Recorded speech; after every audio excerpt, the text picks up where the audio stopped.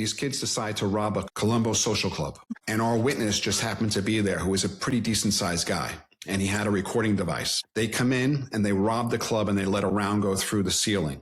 Can't make this up. The next day, these boneheads, they butt dial one of the guys in the club because they knew them. And they're talking live saying, oh yeah, I put that fat on like the floor, blah, blah, blah. So the Colombo guys call them and tell them, come down to the club. And these stupid kids come down to the club. Our witness with a recording device is in the club, not knowing this is going to happen. They were going to kill these kids. They had guns in their mouth, everything, going to kill them. Our witness steps in and he had an asp and he tuned them up pretty good, but he saved their life. He saved their life because they were going to get killed. They were going to kill them. He intervened and stopped it.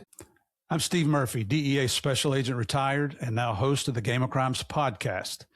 If you've seen the Netflix series Narcos, then you know my story. I now bring you stories of heroism and bravery from our law enforcement and military heroes, and occasionally from the criminals that they faced. Welcome to Game of Crimes.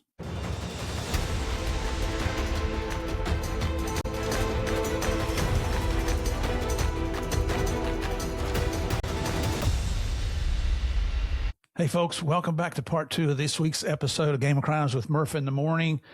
If you didn't see yesterday's episode, please go listen to that before you listen to today's, because it sets the background. And our guest today, Seamus McElearney, who's a retired FBI agent, who was a case agent and a working agent also before he became a supervisor, but working against the DeCavalcante crime family, the Manano crime family, and we're going to talk about the Colombo crime family. These are all mafia groups.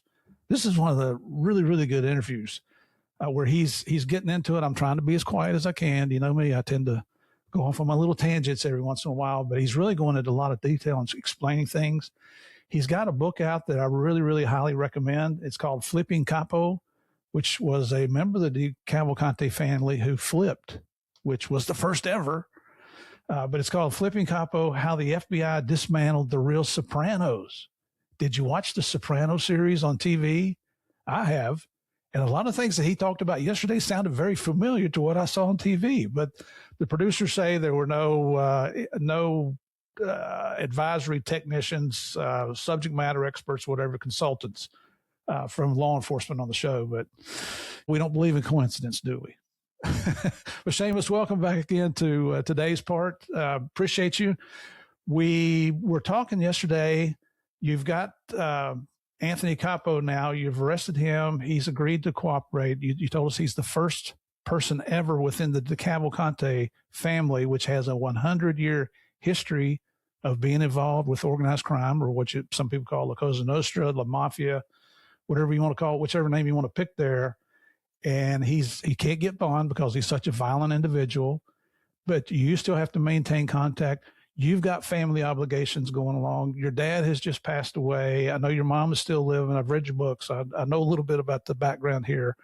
I guess my first question today is, how do you balance all that stuff? I know how you do, but explain to everybody, because you've got a family situation here with some property in Ireland that's getting ready to explode.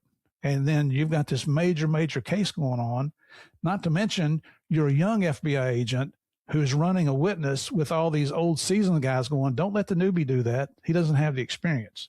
So how do you handle all this, brother, and keep your sanity? Well, first, it's great to be back on the show. Yeah, it was a lot at that time. And I think just based upon how my dad raised us and like the work ethic that I had, I think I just immersed myself into work. I think that was the big thing. And I kind of dealt with things that way. But it was a lot trying to deal with property in Ireland. And unfortunately, what had happened was my dad got sick and he really didn't like confrontation related to his family. And his dad had left the property to him and he was sick at the time. So he wanted me to kind of handle the affairs there. And we had family that wanted the property there. So it kind of put me in a bad type of struggle in the sense is I live in New York and the property is back in Ireland, and trying to sell it there or sell it to the family there became a big ordeal for many, many years, to tell you the truth. So it kind of put a strain on our family. So it was really, really tough to do that and just to try to help out my mom, because my mom was a stay-at-home mom, which is a job in itself, right, trying to raise children. And she takes great pride in how she did raise her kids.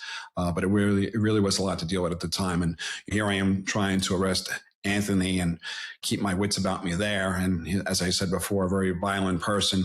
And having my dad pass during that time period was really, really tough.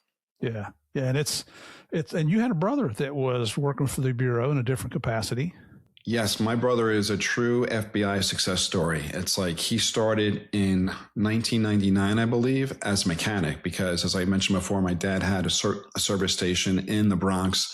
I believe my brother worked there when he was probably like 5. So he was a very great mechanic. He joined the Bureau in 1999 as a mechanic. From there, he became an FBI police officer because the FBI does have police to kind of guard the buildings and to guard the agents that are there. And then from there, he went to a group called SSG. That's our surveillance group. And when he was on that group, he actually attended college. He went to Manhattan College, as we had talked about that earlier. He went there, he got his degree. And I think it's the same thing with the DEA, but the age range is 23 to 37, meaning you have to be down in training by your 37th birthday. Liam basically got his college degree, went down to Virginia right before his 37th birthday. So he just made the cutoff there to become an agent, which is great.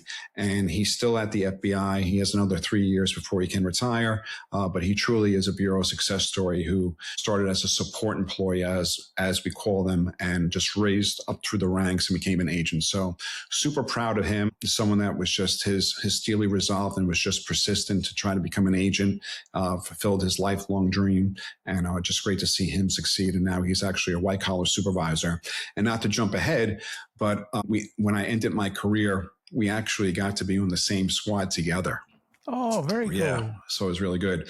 And on that note too, it's like, which is you're not really supposed to do, and you're never not supposed to be on the same arrest team, right? One of our last arrests, he went to go arrest someone and I went to go lock someone else up. And both perps weren't at the areas that they were supposed to be at. And we ended up in the same house together, arresting the targets that we were supposed to arrest. So it's kind of weird. Well, and when he graduated from the academy, there's a special tradition within the federal law enforcement agencies, including FBI and DEA. What happened on his graduation day? I actually had the privilege of presenting him his credge, which was great. It was great for my family to be there, my mom to be there. So it was really special. And that was 2008. And it was so funny because right before he went down for training, which was in October 2008, I had just recovered a body of Colombo underboss Wild Bill Catullo. So it was really strange. I remember going out to dinner with him and my family right before he went down to training, and it was right after we had found that body. Yeah. I love that tradition. I've gotten to attend several graduations as you're going on the job, especially when you move up in ranks, but it's always a special event when either a father steps up and pins the badge on the daughter or son, or just a family member, in your case, your brother. That's fantastic. I love that tradition. It's great. So let's get back into your new best friend, Capo. So I think where we had left off was we had the October 2000 arrest. At that point in time, we had used information from 3 cooperators that we had: Anthony Capo, Vincent Palermo, Victor D. Chiara, which was a soldier, acting panel boss, and an associate. We already had Ralph, so now we're up to 4. And we have that arrest, and we had an associate come forward named Frank Scarabino, known as the Beast. So the Beast comes forward and he tells us that he has a contract on Anthony Capo and his kids, and that the DeCavalcantes are going back to the old ways where they want to hurt law enforcement. So that's when it got real, really, really quick. Now, I know threats are part of law enforcement, as you're well aware, based upon the history that you have of the people that you have chased around, namely Pablo. This got really, really, really quickly. And now we're faced with a situation where we have to move Capo's family. Capo's in jail, so he's safe. And you can just imagine when we get this news that I have to go up to Anthony Capo, who's in jail, and tell him that there's a threat against his family. And here I am, not knowing how he's going to react to this. Is he going to stop trying to cooperate? Is this going to scare him into not cooperating? How he's going to react to it? And of course, a wide range of emotions that day from him, from anger to crying, like, what has he done? And then faced with the situation, we're trying to get his family to move, and his wife would not move, which made it even harder for us, right? Where she stayed on Staten Island. And he's defenseless. So he's looking for me to protect him and to protect his family. And then also, because of the threat on law enforcement, me being the one that actually flipped him, I'm concerned, right? Because they might come after me. So, but we know that's part of the game, right? That threats are part of the job. So just being cognizant of, even as in my current job, I give safety tips and active shooter tips as well. But the most important thing we tell people all the time is be aware of your surroundings at all times, right? So absolutely, just how I came to work and how I went home to work, I changed your routes. You're always trying to look behind you and things like that. But thankfully, Frank Scarabino came forward, because if he hadn't, it could have been really bad. This was put in motion before those arrests. And tell everybody why he came forward. I mean, his nickname is the Beast. The Beast. And it's like, I guess it's not really funny, but from his perspective, that was crossing the line of trying to hurt children. That was something that he was not going to do. And now it goes from him cooperating, not are we only concerned about Capo and his family? Now we're concerned about Scarabino and his family. Because then there was charges where they wanted to kill Scarabino for not obeying the order. So it becomes a vicious cycle. So things are, and one of the reasons I wrote the book too is, it's like, this is all happening at the same time. Now the Bonanno side of the squad is crushing it, where they're dismantling the Bonanno family. And one of the reasons why I wrote the book is we got so much positive press for like 5 years straight.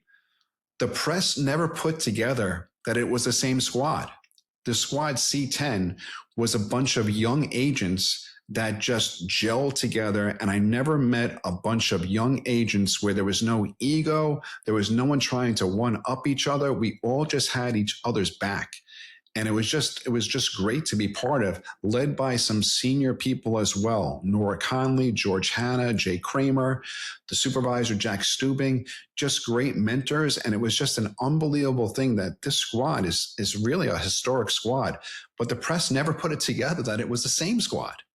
So you had this squad dismantling two families at the same time. And it was just great. It was just great to see. So Frank comes forward. We have him in the door then. And now we have 4 people, right? Well, really 5 people. Then what happens about a month later, from the initial arrest, there was a guy named Tommy DeTore. Tommy DeTore was a mountain of a man. We called him and this guy, Joe Brightson, the Twin Towers. They were so big. Wow. Tommy DeTore is looking around and seeing that all these guys are cooperating. Remember that one of the crimes that I said started this whole case was the murder of Joseph Canigliaro? Right. Well, he's involved in that murder. He's seeing all these people cooperate, and he knows, I better jump on the train before the train takes off. So he decides to cooperate. He's out on bail. There's an old saying that you guys probably use as well.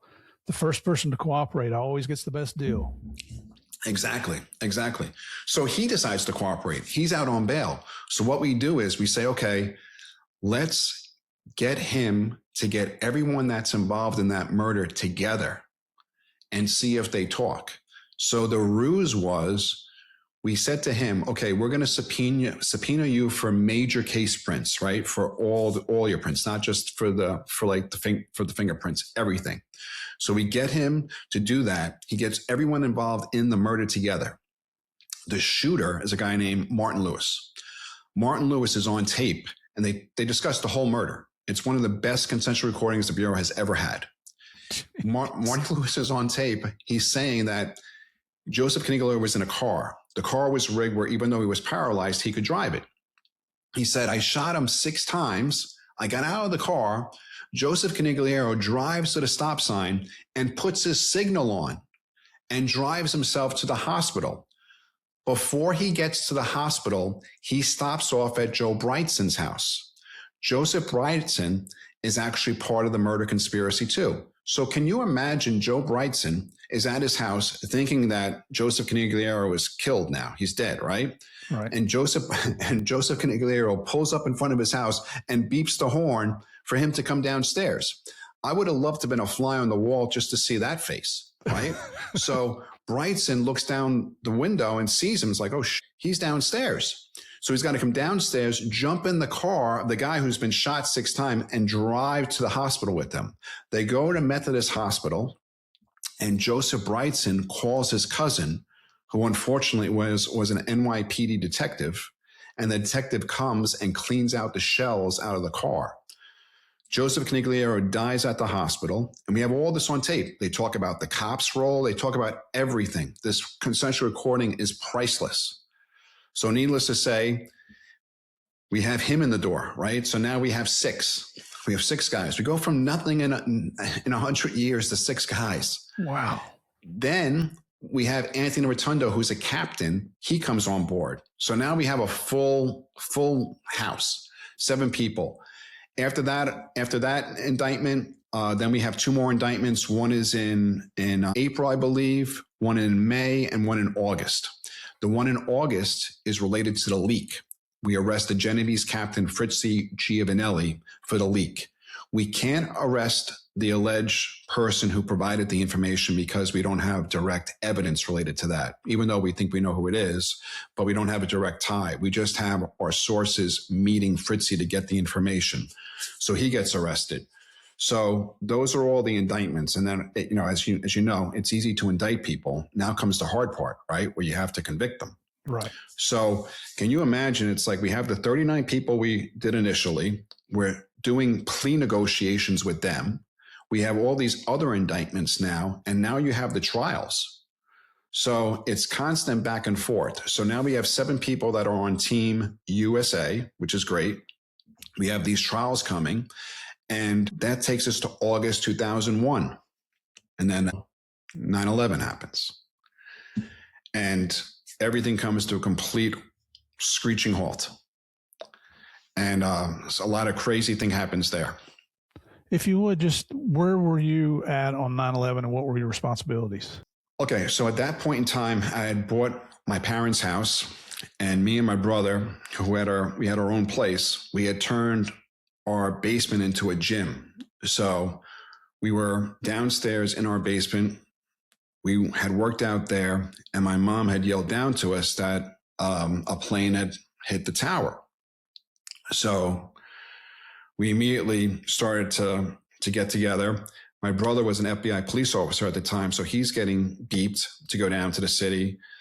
I'm starting to get ready. So I'm going down the east side. He's got to go to 26 Federal Plaza. And at that point in time, was coming over the radio. No one knew what was happening, right? So they're telling us to go to Foley Square. And I'm thinking to myself, that's a public space. Why would you send 300 agents to a public space? We don't know what's going on, right? It's not really smart. So I'm like, I'm not going to go there.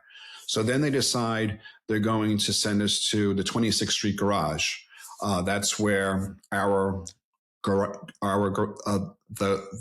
garage was, where we had all our cars and everything. So I was like, all right, we're going to go there. And the DEA building, in perspective to there, was a little south of there. I think you guys were probably like 14th Street in relation to that, next to the West Side Highway. So we go there, and then it's just trying to account for people, right? You're trying to make sure that your squad is in place. And we're starting to hear that a gentleman named Lenny Hatton can't be found. And Lenny was a bomb tech. He was assigned to C-19. And then we're starting to hear a recently retired SAC, John O'Neill. They couldn't find him. Now, what was odd is John O'Neill, his history was he was an SAC in New York, but he's one of the first people that was on to Osama bin Laden. He just recently retired, and he took the head of security job at the World Trade Center. Oh. Yeah, crazy. So we go there. We don't know what's happening. I remember we talk about neutral site meetings with witnesses. Nora Conley, an assistant from the Southern District, were meeting Vinnie Palermo. So we're going to make sure that they were fine, right? I mean, if you remember, the tower was knocked out, so the phones were not working at all. Thankfully, we had Nextels back then, so you go point to point. So at that point in time, we make sure everyone is intact, make sure that our squad is there. And it's like late morning, a tower has now fallen. We're told to go home. So you go home, you can't sleep, and we're told to come back that night. And I had the 10 p.m. to 6 a.m. shift, and we come back that night, and on the West Side Highway, there was people on the barrier there just cheering you on to come into the pit, which is very inspirational. And they were there literally every day and every night for months cheering you on, just to motivate you to go in there, because you were going into death. You really were. And no matter what they said for months on end that the air was fine, that's complete horseshit. It's like you were smelling death for months, no matter which way the wind blew. So I remember there's a story. There was a Borders bookstore right next to the World Trade Center. And I remember seeing 3 firemen sitting on a ledge, and I look up and there was glass that was sheared looked like a V. And I had to run over there and move these guys out of the way. First of all, they were disheveled from the experience that they had that day. Right. But if that glass had fallen, it would have cut their heads off. And I just had to get them out of the way and make sure that they were safe. But it was pure destruction. And I remember like a week later or so, I had to get on a flight, and flying over the pit was just an unbelievable experience, just looking at the destruction that was there. I do remember a really, really sad story, in the sense is I had a buddy who had gotten married on August 11th, and he died that day. He was married a month to the day. Oh, man. And the only thing that I could do to help him was I was actually able to find his car that day and retrieve his personal belongings. And I was able to give that back to his wife. But just, it was a horrible, horrible time. Heartbreaking. But the only good thing that came out of that, as you know, we talk about how sometimes law enforcement does fight with one another. It's like, I have to say, during that time period, there was no fighting at all. Everyone, you would show up, and there was things called leads, right? Where this is back in 2001, so it's 25 years ago. You would show up, you could be sent with someone from the DEA, the Postal Service, and you guys just worked together, and you just got the job done, and you just tracked things down. It was really just great to see. It's sad to say this. It was the same in Washington. I was in Special Operations Division back then, and the old SOW building was out off I-95 in Lorton, Virginia. And driving in on the toll road towards D.C. before you got on 95, you saw there were American flags hanging off all the bridges. People were up there waving the flags. It actually brought unity to our entire country, not just law enforcement agencies where we're working together better, but it brought unity to the whole country. And here we are 25 years later, and so many people that weren't born yet, they don't understand how that galvanized our country, which is, we certainly aren't seeing that today. We definitely need to get back to that, and people should never forget. It's really, really sad. Thousands of heroes died that day.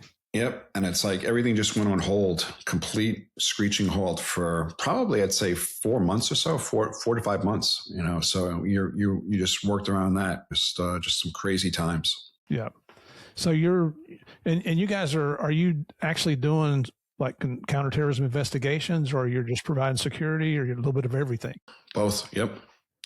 People went to the pit.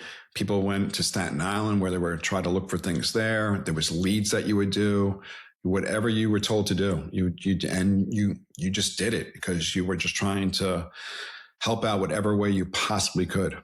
And in your book, you credit your partner with helping to save you. Can you explain that? Oh yeah. So as I said, the air was not healthy whatsoever. And I remember that first night we were down there, it's like she made me put on a mask. And there are some fun times, within the book. But that night she made me put on a mask, and it's like I give her all the credit, because being young and not really knowing what you're dealing with at that time. And unfortunately, to this day, there's so many people that I've known that have died and that continue to pass away from that illness. and from people that were exposed, not just down there, but from the other locations as well. So she's best partner I ever had. Her name is Stacy. Tremendous person, and I do give her all the credit. There was one joke that we used to talk about it in the senses. It was raining one night, and she needed a pair of socks, and I just refused to give her an extra pair of socks, and she would just like went off on me. And I was like, "Oh, it's wartime. I'm not going to give you my extra pair of socks." But I was a complete jerk, and I do own it. But yeah, we get a lot of fun out of that one. Oh, that's great. That's right. Well, yeah. She could have traded to give you a pair of pantyhose or something to go with it. Unreal. Ladies and gentlemen, we're certainly not making fun of what happened on 9/11, but in the law enforcement culture, you've heard us talk about this 1,000 times on here on the show, is that's how you deal with death and tragedy and horrific events, is humor. It just helps keep your sanity. And I wanted to mention one thing. I wanted to mention yesterday, Seamus, or about yesterday when we first started, I was giving you a hard time about your New York accent and I'm old Southern hillbilly boy. But I tell you what, man, one thing I've found through the years working with DEA is that once you made a friend with anybody from New York, especially in law enforcement, you had a friend for life. And it didn't matter if they were federal, city, state. It was just amazing. And then the guys you get to work with throughout your career, you still stay in contact with them. We can go, it's the same with you, I'm sure. My wife thinks I'm crazy, but we can go 15 years and not talk to each other, and we'll get on the phone and it's like we were together last night. Exactly. And that's the thing too, is like the law enforcement bond is really, really different in the senses too, especially when you go through a door with someone, it's very different. You know what I mean?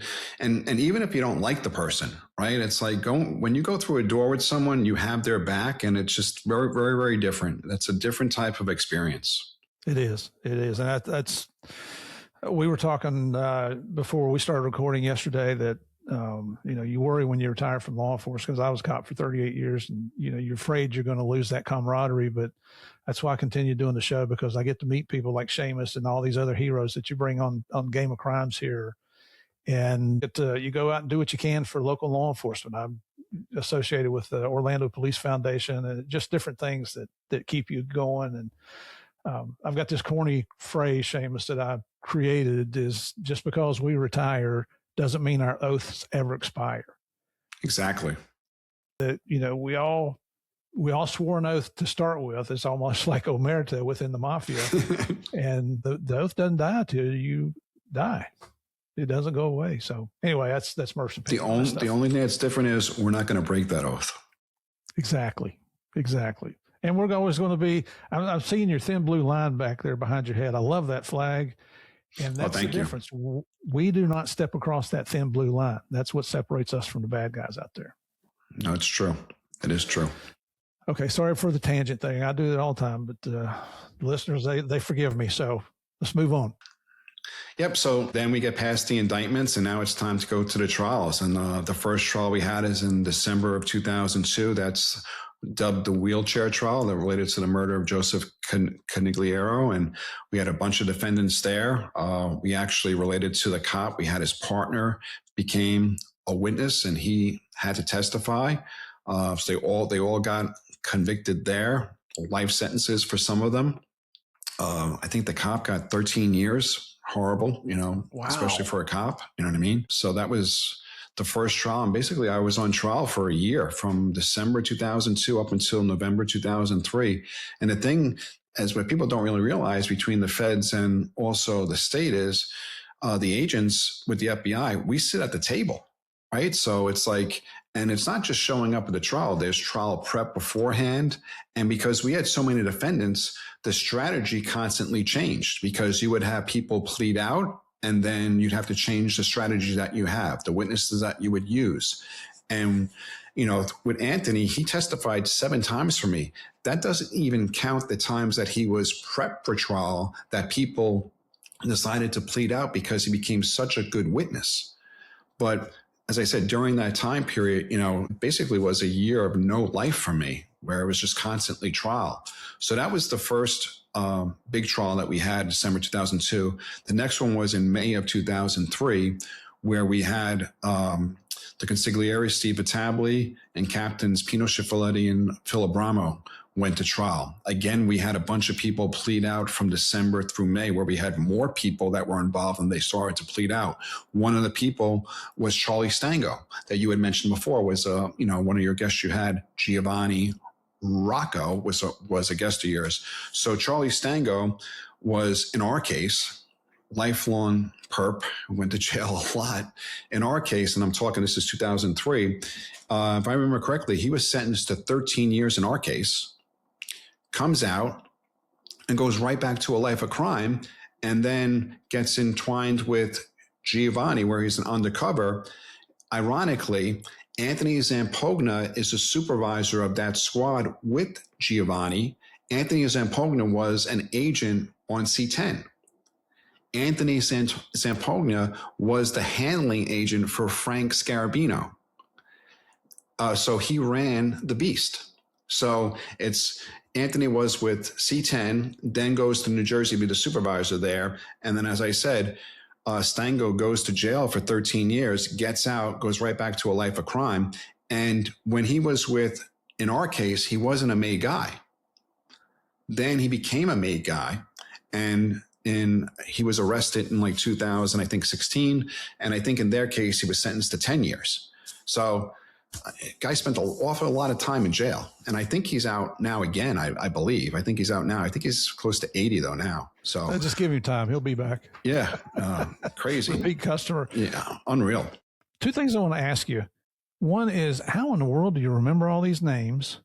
And the second is, how pleasant is it working with these cooperating witnesses who are used to calling the shots, and now all of a sudden you've got to put them in front of a jury and try to get them to, these murderers, and try to get them to convince 12 or plus the alternates on the jury, convince them that, yeah, I was a bad guy, but this is what really happened, and you can believe what I'm saying. I just can't imagine. You do it a few times in your career, but what you were going through, just witness after witness after witness and trial after trial. So that's two questions for you. It's tough. Anthony, when he first went on the stand, defense attorneys were shocked and the defendants were shocked. I spent a lot of time with him, and not like you're coaching them or telling them what to do. You're just trying to like make them own it, I think is a good way to say it, right? Where one of the things that he would say when a defense attorney would say, "You're a horrible person," he would say, "I'm a work in progress. I was a horrible person." Like he really bought into it. You know what I mean? Because he was a horrible person. And one of the things that I always did was just treat him with respect. And he looked at me and he goes, which is kind of crazy, he kind of saw himself in me, and like where I went the right direction, where he could have went the right direction. And it's all the way that you're raised, right? You know, some of these guys don't have a choice, right? Some of them are taught to hate law enforcement. He said to me, he goes, when I interacted with him, no one had treated him that way before. No one had treated him with respect. All his interaction with law enforcement was hostile. And as you know, it's a two-way street, right? Maybe if law enforcement was a little bit more cordial with him, they would have got more with him. I don't know. But he goes, no one ever treated me the way that you treated me. So, and then we had a witness, Anthony Rotundo. Anthony Rotundo actually went to college. Let me rephrase that. Anthony Rotundo actually graduated college. Wow. That's unusual. Right? Who was brought into a family where his father was in the family. His father got killed. The life really wasn't for him, but he was born into it. He went into WITSEC, had a very successful business. So it's all the way that you're raised, right? But sitting down with them and just trying to, their goal is to get out of jail, right? So they're going to listen to you. You can't put words in their mouth. And one of the things that the defense attorneys always accused us of, okay, these guys got together before they were arrested and they all decided to cooperate. Well, what they don't know is it's like before that December 99 arrest, Vincent Palermo wanted to kill everybody. He wanted to kill Frank D'Amato. He wanted to kill Frank Scarabino. He wanted to kill Ralph. He wanted to kill a bunch of people. So can you imagine someone going, hey, Vinny, if we get arrested, why don't we all cooperate? You be on the hit list too. It doesn't make any sense. Another thing that happens with WoodSec is these witnesses are never housed together. And we can prove that. And the reason that is so they can't get their story straight. Now, if me and you have known each other for 20 years and we did a crime together, not that we would, but if we did a crime together, right? As long as we got the act correct, like if we robbed a bank, we knew which bank we robbed or where we robbed it. There could be minor differences. That's normal from 20 years ago. But if you have witnesses get on the stand and they say the exact same thing, that's unusual because you're not going to remember everything. And that's what happened here. There's going to be minor flaws, and that's normal for 20 years ago, right? So just getting these guys together and just making them, they want to get out of jail, right? So they have to tell the truth. And even Anthony Capo used to say, all I got to do is tell the truth. It doesn't matter if you win or lose. I just have to tell the truth. Before, I lied to stay out of jail. Now I tell the truth to get out of jail. It's very simple. Right. Having dealt with cooperating defendants myself, when you're prepping them to where they're going to be witnesses, the one thing you tell them is you have to tell the truth. Regardless of what happens, it's got to be the truth. And the defense attorneys are going to challenge you, just like you said. And they're going to say, what did the government tell you to say? The government told you to say that X, Y, and Z. It's like, no, the government told me to tell the truth. They told me that you were going to challenge me with questions like this. And so I'm telling you the truth. Yep. And the two things is, right, willing to testify and tell the truth. That's all. It doesn't matter if we win or lose. That's all that you have to do. That's your job, and these guys did a tremendous job. I don't want to give away all the secrets of the book because there's a lot of things that do happen at the trial, especially with Vincent Palermo. But Anthony Rotundo testified 7 times for us too. He's basically a scholar. As I said, he went to college. He was really, really good. Scarabino testified for us, very, very good. Like, these guys were good. And one of the things that I can say is I can't think of a witness offhand, not just from the DeCavalcantes, the Colombos, the Bananos that I've had, where these guys have gotten into trouble again. And I think that says a lot, where they've made the most of their second chance, which is really impressive.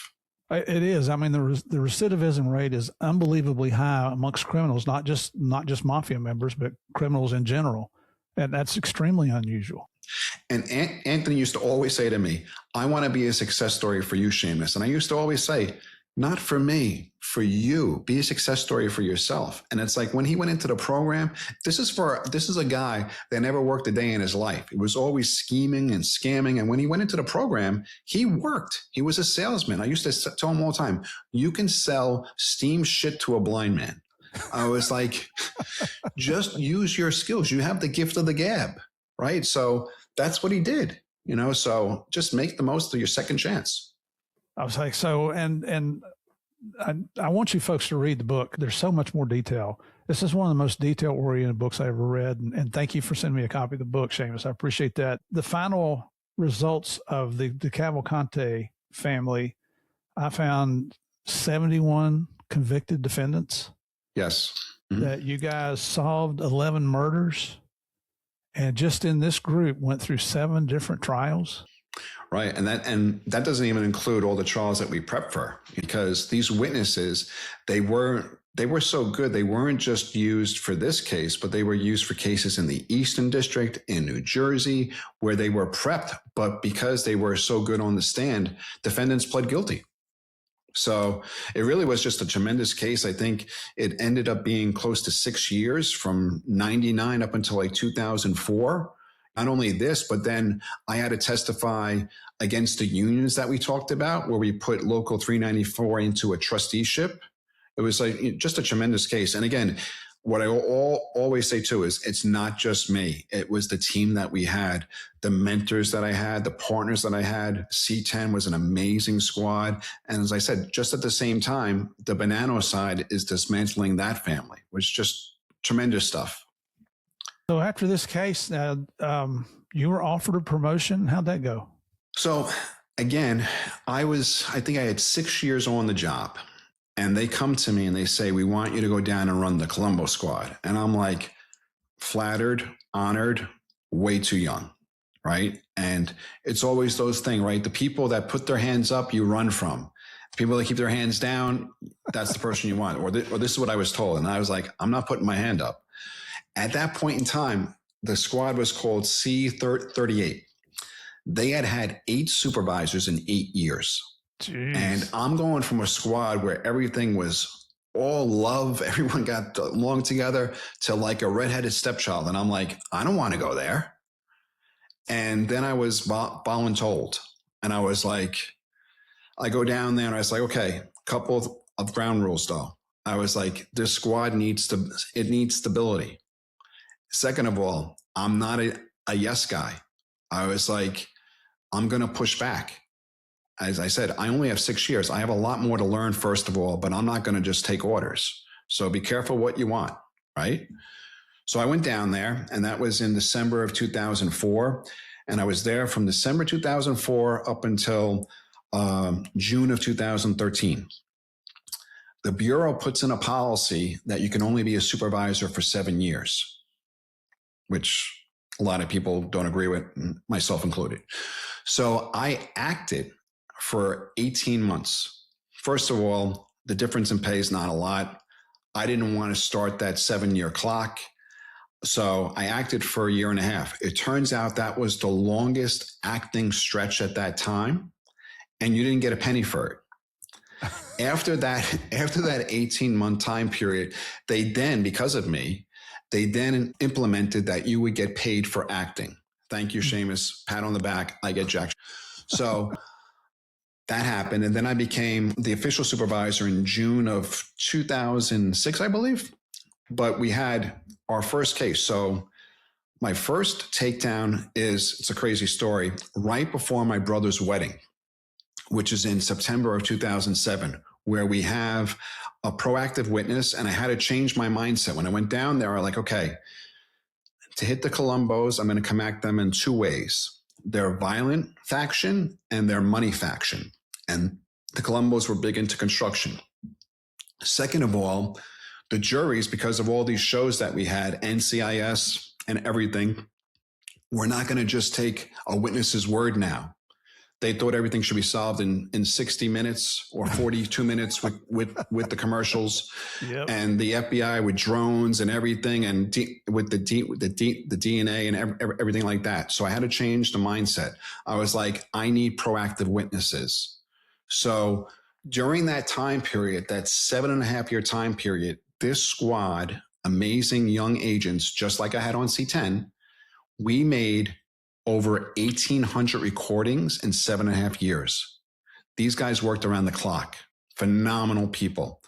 There was an agent, Vincent D'Agostino, tremendous young agent. I got him young. He came in and he took down this first case where he helped basically turn over recordings rather quickly. Instead of going to our Elsher unit to have them do it, we created our own Elsher unit on our squad. Unbelievable. But the first takedown is in September 2007, where we had these kids, you can't even make this stuff up. These kids decide to rob a Colombo social club. Oh my gosh. And our witness just happened to be there, who was a pretty decent sized guy. And he had a recording device. They come in and they rob the club and they let a round go through the ceiling. Can't make this up. The next day, these boneheads, they butt dial one of the guys in the club because they knew them. And they're talking live saying, oh yeah, I put that fat butt on like the floor, blah, blah, blah. So the Colombo guys call them and tell them, come down to the club. And these stupid kids come down to the club. Oh. Our witness with a recording device is in the club, not knowing this is going to happen. They were going to kill these kids. They had guns in their mouth, everything, going to kill them. Our witness steps in and he had an asp and he tuned them up pretty good, but he saved their life. He saved their life because they were going to get killed. They were going to kill them. He intervened and stopped it. So because of all this, we have to take the case down, right? You can't have violence, blah, blah, blah. That's the way the district looked at it. So it happens right before my brother's wedding. My brother got married, I think it's September 7, 2007. We're taking down the case that Saturday. So I'm giving the best man speech that Friday night, go through the wedding, and then I got to get up at 4:00 in the morning. I go to bed at 4:00. 6:00, we hit the houses. I don't go to that. I get there at like 6:30 because I'm the supervisor now. And we have that arrest. That's like the first major arrest we have, right? And we take down a Colombo captain that we didn't know about. This guy, Mike Uvino, opens the door for us. That guy made like 300 recordings. So that was great. Then the next arrest is in June of 2008, I believe, where we hit a significant arrest. We take the acting boss down, a couple of captains, and again, we have all these cooperators out there. We take that down, and we're just building momentum on them. So we go from a squad that no one wants to be on, where people are knocking at my door to come to our squad. We use all that, and we get to January 2011, where we have the largest FBI mafia arrest ever, where we arrest 127 people nationwide and internationally. And our squad alone is responsible for 60 arrests, 5 search warrants. The arrest is so big that we take up Fort Hamilton in Brooklyn, where we house everyone there. So you can imagine if you were arresting 127 people, you have over 1,000 law enforcement people involved. It was amazing. My phone almost died like 3 or 4 times that day. I was constantly charging it because I'm the head guy. Everyone's calling me. And they would ask me, can we take this, Seamus? Can we take this book? And I was always a believer, take whatever you want because you can always give it back. And when you give it back, then you can have a conversation with them and try to get them to cooperate. And it always used to work. And I remember it was such a big deal in the papers. We got so much great press that they wanted me to get back to the press conference and speak to the attorney general and have a photo op and everything. And we had a Colombo captain in the back of a car. And I had to go back there with the agent and solidify him cooperating because he was on the fence. So instead of going to the photo op, I'm like, screw that. We got to get this guy in the door. So we were able to get him to cooperate. And then after that, the Bureau decides, okay, we're going to reduce the resources because the director at the time wasn't a fan of organized crime. So we reduced the resources. And because of my knowledge with the Bonanno family, they give me the Bonanno family. So now C10 gets merged into C38. So now I got the Bonannos, the DeCavalcantes, and the Colombos. Unbelievable. That's January 2011. And then the next big thing I have, my last official act as a supervisor is in June of 2013. And that's when we related to Goodfellas. So Jimmy Burke is the guy portrayed in Goodfellas. We solve a 1969 murder of a guy named Paul Katz. And what happens is Jimmy Burke killed him in 1969 with Vincent Asaro and basically buried him in his own basement. Jimmy Burke gets arrested for the Boston point shaving scandal and goes to jail in the 80s. He gets paranoid that the cops that he had on the payroll back in the 60s and 70s are going to talk. So he wants to move the body, even though he's in jail. So he enlists Vincent Asaro's son and a guy named Gaspar Valente, who became a cooperating witness for us. And they moved the body. Gaspar Valente is the only guy who's part of the Lufthansa heist who they didn't kill. Wow. The only reason they didn't kill him was because he was cousins with Vincent Asaro, who's a made guy with the Bonanno family. So Vincent didn't kill him. They took all the money from him, but they didn't kill him. So he was the only guy living that was part of the Lufthansa heist, and he cooperates. So his 2 jewels when he comes in and proffers is A, this 1969 murder, and B, the Lufthansa heist. So in June 2013, we go to Jimmy Burke's basement and dig it up, even though they had moved the body in the 80s. But they're perps. They're not professionals, right? Right. So we go and we dig up the basement. And this is a crazy story. So we go and our evidence response team is with us and they knock out the water main pipe. Lady upstairs is pregnant. So I'm responsible. I'm the guy on the scene. So I got to go get her water to make sure that she's comfortable. Right. I call the DEP, the Department of Environmental Protection. I get the number 2 guy who actually was a Cardinal Spellman graduate. That's good. Same high school I went to. Get him to come down. And during that time period, I got to go to the bathroom. So we go up to Liberty Avenue. There's train tracks above. And who do I look? I go look across the street and I see Vincent Asaro. Vincent Asaro is probably close to 80 now, like 75, close to 80. And he's still in good shape. And I look across and I see him. I'm like, he's in front of a Bonanno body shop. And I got a couple of guys with me. And I'm like, that's Vinny. And I'm like, we have to say something. And they think I'm crazy to begin with. So I'm like, we're saying something. And they go, no, we can't. I was like, we're saying something. So we go to the bathroom because we knocked out the water main pipe. We cross over the street. And then I go see Vinny. We have some small talk. I know he had some health issues. And I said, we're just working down the block here. Now, what we had done that day was we kept the witness out, which is a dangerous thing to do. We kept him out and had him with Vinny when we started to dig, which is dangerous, right? Because Vinny doesn't know who the witness is, and the witness is recording him, and him knowing that we're there digging up a body that he helped put there. Right.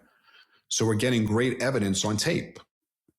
So I just said to him, I'm playing with him. I'm like, oh, we're just down the block working. And he knows what the hell we're doing. Right. And then at the end of the conversation, I just tap him on the shoulder and I said, I'll see you soon. And that was in June. So we actually do recover pieces of a body that we tied to DNA to the murder victim's son. And we confirm it's his father. And then in January 2014, I knock on the door because I'm part of the arrest team. I was like, I have to be part of the arrest team. Knock on the door and I said, I told you I'd see you soon. And he thought it was the funniest thing. So we went back to 26 Federal Plaza. He's like, that mother effer over there. But at least he had a sense of humor, even though he was a pretty ruthless guy. And that's how it was my last official act as a supervisor for the Colombo squad. And I just got to throw out these stats because they're unbelievable. As your results as a group supervisor within the FBI working these investigations, convicted over 200 defendants, solved 20 murders, and you guys ended up in at least 9 trials. Maybe you probably prepped for more, but 9 successful trials, right? Yeah. And again, not just me, the team that I had, they did a tremendous job. These guys worked around the clock. Just so proud of them. They just really worked so hard, and they're just a great team. And it's like, I've been really blessed throughout my whole entire career, from the day that I went down to training and getting to C10 and then to supervise these guys and just to build a team there. They just did a tremendous amount of work, and I was just so proud of them. And it's funny, when I was approached to write this book, to be honest, I thought that the first book would be a couple of chapters. And then when the publisher saw my story, they're like, no, this is 2 books. So whenever I retire again, I'll get to the Colombo section. Well, at least you got, you're planning for the future there. But, I mean, overall, you're looking at, in your 21-year career with the Bureau, you participated not in the disruption, but the dismantlement of 3 mafia families. And there's only 6, ladies and gentlemen. The DeCavalcantes were the 6th. So you participated in the dismantlement of 3. So that's the DeCavalcantes, the Bonannos, and the Colombos. You convicted 10 mafia bosses. You recovered 5 bodies. And this one is the icing on the cake for me. You solved the murder of a New York City police officer. Yeah, that was like Ralph Doles. He was killed back in 1997. It's a very unfortunate murder. It's the one that really hits home the most, in the sense is the lady, he just married the wrong person. Lady that he married was formerly married to a Colombo made member. Because of who she was married to previously. They wanted to kill him, and they actually did kill him. Several people have pled guilty to that murder. The person who ordered the murder got away with it, which still stings, because they said this is an innocent person that got killed for no reason. But yeah, it was good to solve that murder. And the family they're such a great family. It's just really, really sad. But that was back in 1997. And as you said there before, just tremendously blessed. Like some people can say one family, some people can say two, but I don't think anyone out there can actually say three. It's monumental. I mean, I was shocked. But again, not just me. It's definitely the teammates that I had, the partners, the mentors, the supervisors that I had. I really just was a sponge and was very fortunate to be blessed to get all the education that I got from the people that were there before me and the foundations that were built before me. And then what happened after all that, as I said, the Bureau had a policy where you can only be a supervisor for 7 years. I was fortunate enough to be there for 8.5 years because I acted for 1.5 years. And after that, I was like, all right, what am I going to do next? Right. So I was like, okay, a lot of people after that were in my shoes didn't go back to investigative work. And I was like, I want to prove to myself that I could go back and do cases again. So I decided to go up to a violent crime squad in White Plains. They were having a serious problem up there with really sad, like young gangs that were just killing each other, like these young kids, like 21 to 25. So I went up there and I got to work with a task force officer, Eddie Murphy, and a great agent, Kevin O'Donnell, another Irish guy. There you go. And, 2 Irish guys. Yep.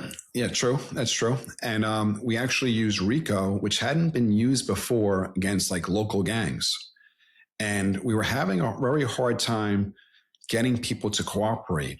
And we used RICO, and I got a bunch of kids to actually flip. And it was really good because in that moment, it was a satisfying thing in the sense of getting young kids to turn their life around. You know what I mean?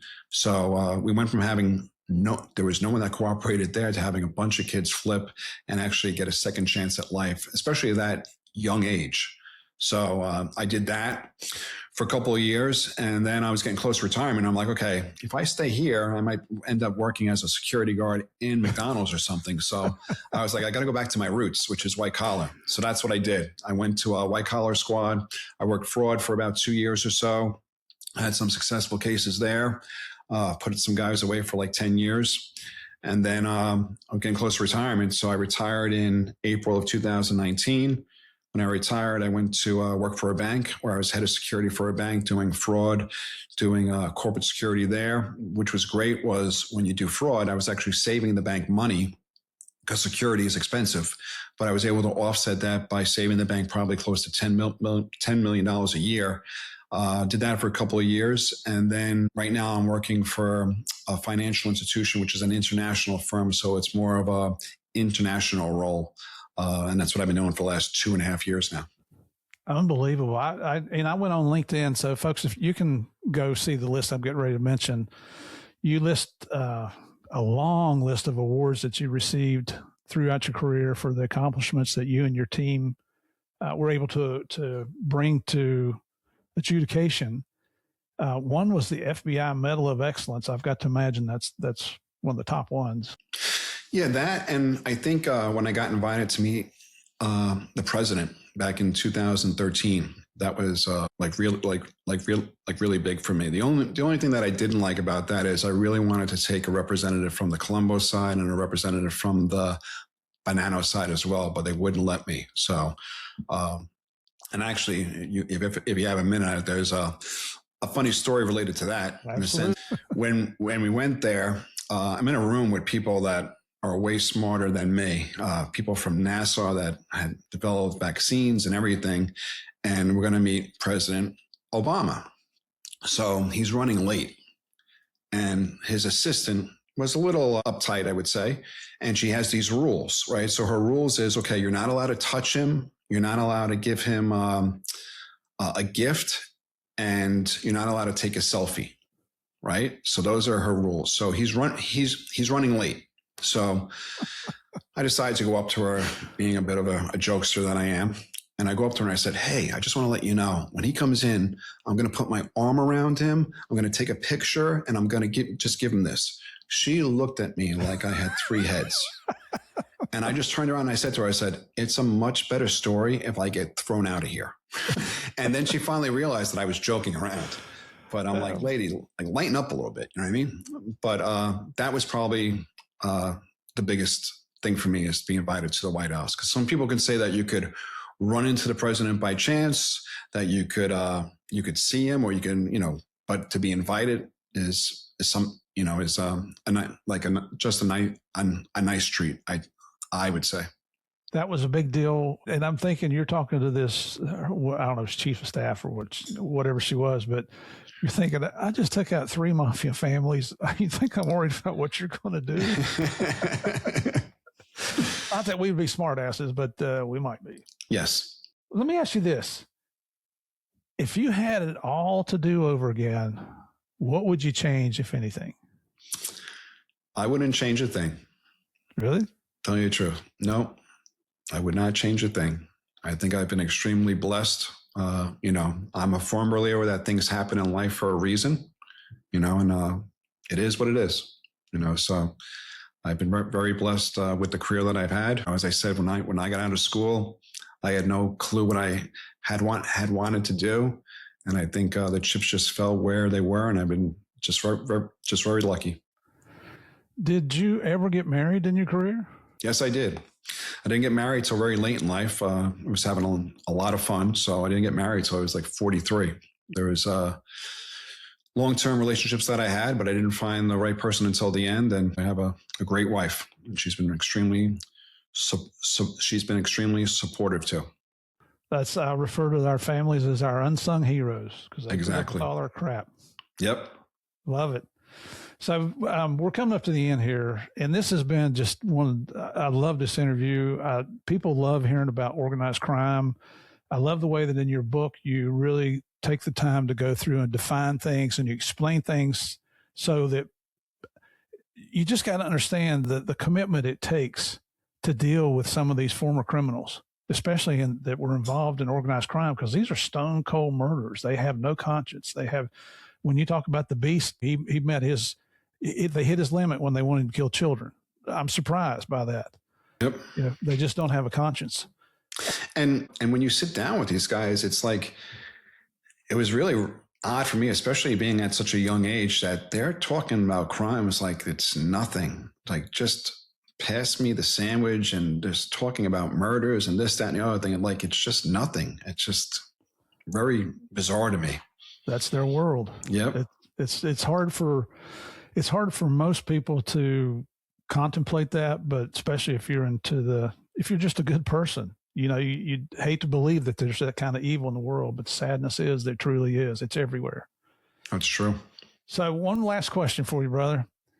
Do you have any words of wisdom or advice that you would like to offer to anyone that might be considering a career in law enforcement or going into the military or high risk occupation? Because you've done some monumental things in your career. Well, I think in life, people are going to tell you no a lot. And don't let that stop you. It's like, you can do whatever you want in life. Just be persistent about it.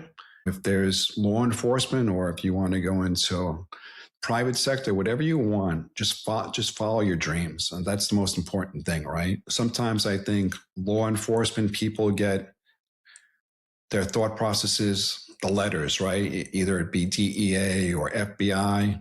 There's a lot more behind that. Right. And as I said, even when we started the training course that I had, where we started with 50 people and ended with 37, that first week, a couple of people, that's what they were thoughting about, just the FBI. It's like, until they showed you some of the videos that you're going to see where people get shot and killed and their heads shot off. It's like, it becomes real quick. There's a threat element to it. So make sure you know what you're going to get yourself into. And I do feel sorry for the people now, in the sense is, I think the public really has to get back to respecting law enforcement, because I think that's out the window right now. And I really do have immense respect for law enforcement right now because of what they have to go through. It's like, it's just not right. You see people yelling at law enforcement and cursing and spitting at them. It's like, have some respect. These people they're just doing a job. It's like, can you imagine if we went to other people's jobs and did the same thing to them? It's just not right. So I got great respect for law enforcement, and you can do whatever you want. Just have to put your mind to it.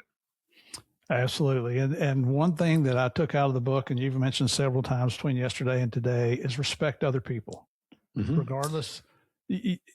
As much as you hate to, or you might not want to, when you're dealing with these stone cold criminals, you've got to develop a modicum of trust and respect for each other to get them to cooperate and do the right thing. Yeah, and it's like, do not judge people, because you don't know how they were raised or what issues they have, or what type of challenges that they have. It's like, just do your job, and it's like, that's the thing. You're supposed to just do your job. So, and they'll be judged. One day they're going to be judged, and it's not up for you to judge them. And it's like, trust me, I've heard some horrible things. And that's the thing, is you want to make sure, especially when you deal with a witness, right? They're going to tell you some bad stuff and some stuff that is going to turn you off. Like for me, when I would hear home invasions, it's a horrible crime. It's a horrible crime, right? Where someone comes into your house and they take over your house and they tie you up and they steal your stuff. That's a horrible thing. But you can't judge people, because, especially a witness, when someone decides to cooperate, it's up for you to get them to your side. It's up for you to make things work out then, right? And they're looking for you not to judge them. So it's just so important for that. It's like, don't judge people. It's like, because you don't know how they were raised and you don't know what issues they're trying to deal with. So, yeah. One last thing I want to point out for the book, and I'll be honest with you, the surprise for me, I don't want to give this away, but what happened to one witness in the end of the book was surprising. And yeah, I'm baiting the listeners out there to go read the book, but it's just life. That's the way things happen. But you talk about, I think this was probably during the Colombo phase, where you got all these mafia bosses sitting there. Here comes an Irish cop in, and is able to pronounce their names correctly, is spitting off all the details about them, and they're like, oh shit. I love it. Yep. It's like when I had to testify against the unions, Local 394, we had to go to Jersey, and it was open to the public. So, of course, what they're going to do is they got all the members to come, and you had some big guys there, and they're trying to scare me. And I would just, like, Schifoletti, I would spell that name, and I spell this name and that name. And it's like, you're not going to scare me, please. I've been through a lot, so I'm not going to scare. There you go. I love it, man. Ladies and gentlemen, you've gotten the opportunity to listen to a true American hero and patriot right here in the last 2 days, just like on so many other guests that we bring on here. I've mentioned the book to you several times. You'll see it on the screen now. It's called Flipping Capo, How the FBI Dismantled the Real Sopranos. I found it on Amazon and Barnes & Noble. There's a website called flippingcapo.com. Go on there and see Seamus and see the lady that helped write the book. I found Seamus on Facebook and on LinkedIn, both at Seamus McElearney. And the last name is McElearney. He actually sent me a phonetic pronunciation of the word so I could say it correctly. Because Murphy's just so much easier to say. Right? Seamus, it has been a true honor to have you on here, sir. Thank you. I didn't listen to your interview on Jerry Williams' show. She's fantastic. Really looking forward to meeting her in person here in the next couple of weeks. But, awesome. And I don't want to listen to other people's shows because I want it to be genuine and authentic here when I speak to our esteemed guests that we have on here. But I think I speak for everybody in law enforcement and most everybody in the United States when we say thank you for your service to your country, the phenomenal things you did, the risks that you took, the sacrifices that you and your family both had to make. It's been an honor to have you on the show, sir. It's been great to be here, Steve. I wish you nothing but the best of luck.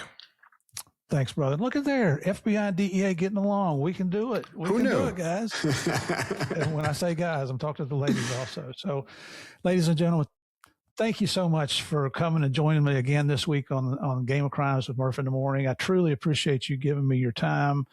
If you're listening to this and you'd like to see the guest and see this old, fat, white, bald-headed guy that's called Murph, go over to YouTube, type in Game of Crimes Podcast in the search bar, hit the subscribe button, please. Listen to some of the episodes there, hit the like button. And if you got comments, send me your comments. Believe it or not, I do read them. And those of you that send in the stupid, ugly comments, I still read yours too. I'm just not going to respond to you. But truly, thank you very much. I say this every week. I don't know why you continue to come back. We're in our 5th year of the show here, but actually we do know why you come back, because you enjoy playing the biggest, the baddest, the most dangerous game of all. And that's our game of crimes. God bless. See you folks next week.